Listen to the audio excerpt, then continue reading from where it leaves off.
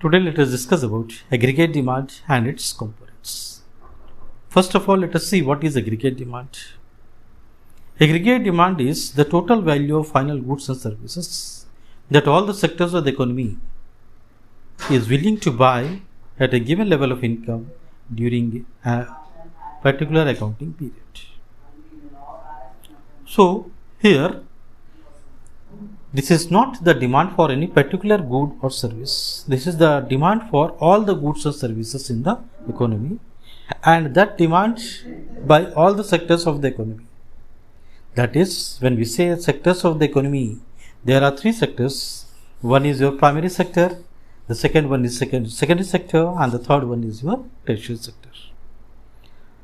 So, primary sector, that include in extractive industry, all type of extractive activities, taking out the raw material from the nature, that come under your extractive industries.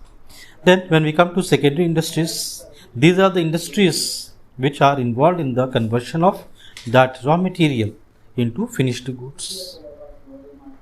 So this is the manufacturing sector. When we say tertiary sector, this is the service sector. All type of services are included here. That is insurance, banking, transport, communication, all services are included here. The service sector is very, very important for the proper functioning of primary sector and secondary sector. So once again we come to aggregate demand. So aggregate demand is the total value of all goods and services that all the sectors of the economy is willing to buy at a given level of income during a given period of time. So here at a particular income, how much the sectors are willing to buy, and during one accounting year, during particular period means one accounting year, that is period of 12 months. Certain things we need to understand here when we talk about aggregate demand. Here aggregate demand is not the demand for any particular good, rather it is the demand for all the goods or services in the economy. This is the first thing what we need to understand. It is not demand for any particular commodity, but it is the demand for all the goods and services. Then it is measured, it is calculated, aggregate demand is calculated for a particular period. Particular period means one accounting year.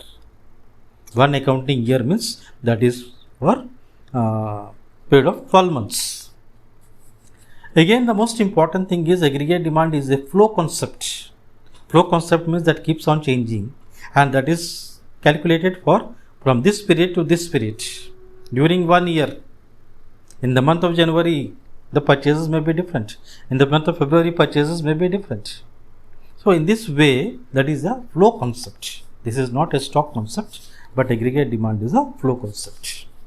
And the next thing is aggregate demand is measured with reference to either general price level or with reference to income level. When we calculate aggregate demand with reference to price level, the demand curve will be negative. The slope will be negative, because as price increase, the demand will reduce. It will start coming down.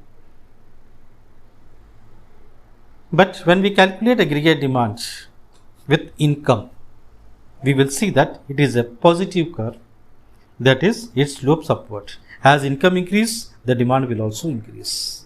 We can see a positive slope in the demand curve. So we always study with reference to income only. So these are certain things what we have to understand for aggregate demand. Then when we come to this components of aggregate demand, the first component is private final consumption expenditure or private consumption expenditure.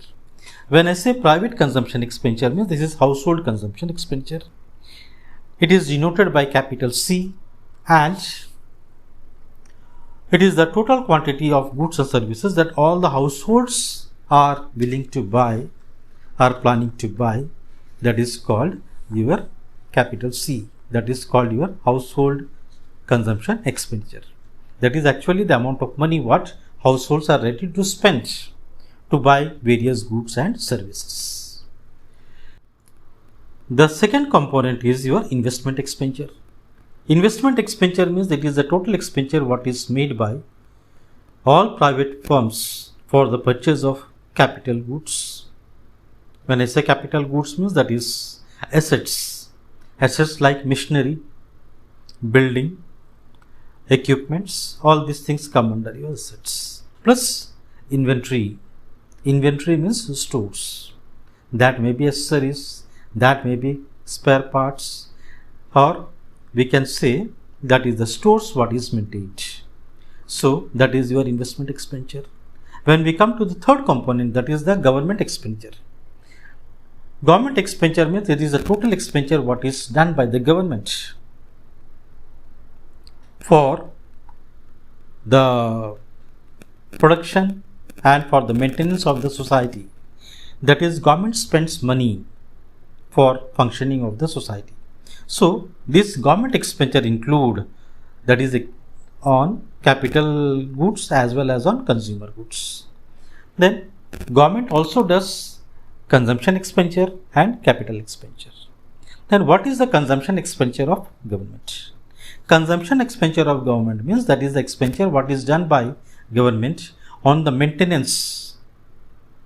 Maintenance like that may be expenditure on education, that may be expenditure on health, that may be expenditure on transportation. Here all these services are provided by the government for social welfare, to maintain the society. Here the objective of government is not to make profit, but to run the society, to help the society in its proper functioning. Then what is investment expenditure of the government or capital expenditure of the government? Government also spends big amount of money on the construction of flyovers, on the construction of highways, on the construction of bridges, dams, all these things that come under your investment expenditure of the government. These are the assets what are created by the government. So expenditure what is done by government on this kind of assets is called your investment expenditure. The fourth component is your net exports. Net exports is denoted by X minus M. X is meant for exports and M is meant for imports. So here net exports means that is always exports minus imports. When we are exporting goods to other countries, we will receive money. And when we import goods from other countries, we will pay money.